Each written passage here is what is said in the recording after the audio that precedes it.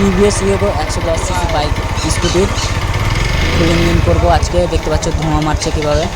এর full video দেখতে হলে আমার চ্যানেলে গিয়ে দেখতে পাবে। টিভিএস ইয়োগো 110 সিসি বাইকের ফুল সার্ভিসিং কমপ্লিট হয়েছে। এখন বর্তমানে ছিল এই এখন কমপ্লিট হয়ে গেছে। এখন দেখতে পাচ্ছ যে বাইকের সাউন্ড কি কোয়ালিটি হয়েছে।